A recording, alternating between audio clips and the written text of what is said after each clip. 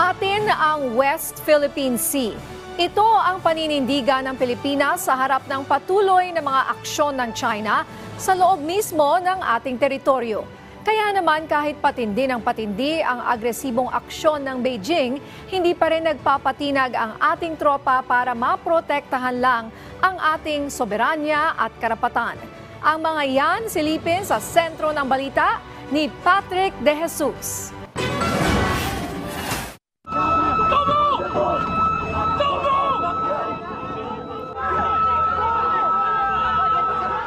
Tensyonado ang resupply mission malapit sa BRP Sierra Madre sa Ayungin Shoal noong June 17 sa pagitan ng mga tauhan ng Philippine Navy at China Coast Guard. Ang mga taga-China Coast Guard nanutok ng palakol, pinagbubutas ang rigid hull inflatable boat o RIB ng ating Navy at kinuha pa ang mga armas ng mga sundalong Pinoy. Ginitgit at tinangay pa ng CCG ang ilang RIB ng Philippine Navy. Dahil din sa pangaharas ng China Coast Guard, naputulan ng kanang hinlalaki ang isa sa mga sundalong Pilipino. Siya si Seaman First Class Underwater Operator Jeffrey Facundo, miyembro ng Naval Special Operations Command. Itinuturing ang insidente na pinakabayolente, kaya't ang AFP tinawag na barbaric at pirata ang mga tauhan ng China Coast Guard. We are demanding that the Chinese return our rifles and our equipment. And we are also demanding from them to pay for the damages that they have caused. Babayaran nila po yun, parang mga pirata na po sila dun sa mga ginawa nilang actions nila. Hindi lang ito ang mga ginawang pangharas ng China sa West Philippine Sea.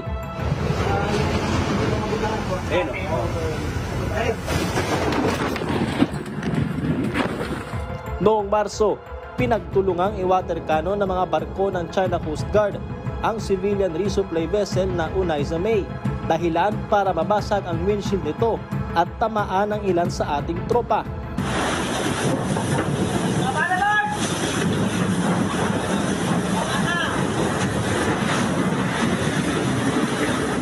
Dalawang linggo lang matapos ito ay ilang sundalo ang muling nasaktan dahil sa bala-delubyong water cannon ng mga barko ng CCG sa kasagsagan ng Rore patungong Ayungin Shoal. Ultimo para-drop mission noong May 19, hindi pinatawad ng China Coast Guard at inagaw pa ang ilan sa mga supply para sa mga sundalong Pinoy. Hinarang din ng medical evacuation sa isa sa mga sundalong nagkasakit mula BRP Sierra Madre.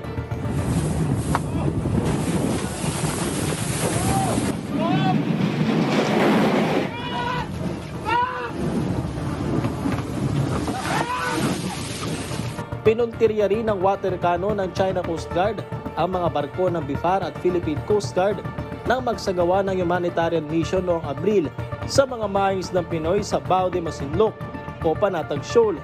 Sa kabila nito, hindi nagpatinag ang pamahalaan, maging ang mga ordinaryong Pilipino nakikiisa sa paglaban sa karapatan ng Pilipinas sa West Philippine Sea, gaya ng inorganisang civilian convoy ng iba't ibang grupo sa Bao de Masinloc.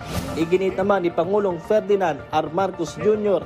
na mananatiling profesional ang bansa kasabay ng pagtitiyak na ipaglalaban ng Pilipinas kung ano ang nararapat sa ating teritoryo. We are not in the business to instigate wars. Our great ambition is to provide a peaceful and prosperous life for every Filipino. This is the drumbeat. This is the principle that we live by and that we march by. We refuse to play by the rules that force us to choose sides in a great power competition. No government that truly exists in the service of the people will invite danger or harm to lives and livelihood. And that is why, in defending the nation, we stay true to our Filipino nature, that we would like to settle all these issues peacefully. But at the same time, we stand firm. Our calm and peaceful disposition should not be mistaken for acquiescence. History itself can tell that we have never in the history of the Philippines yielded to any foreign power. We owe to our forefathers the duty to keep the freedoms that they fought, bled, and died for, and that we presently enjoy. Kailanman ay hindi tayo magpapasupil at magpapaapi kahit na kanino man.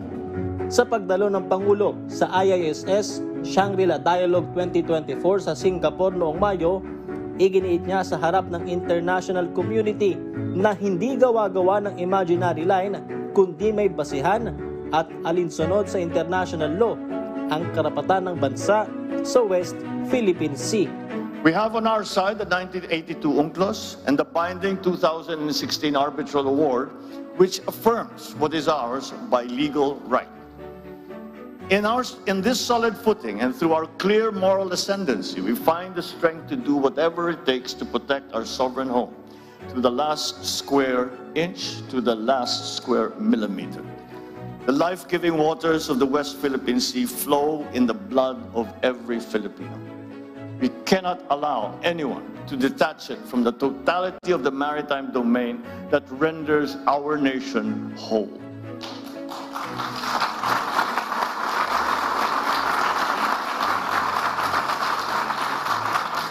As President, I have sworn to this solemn commitment from the very first day that I took office.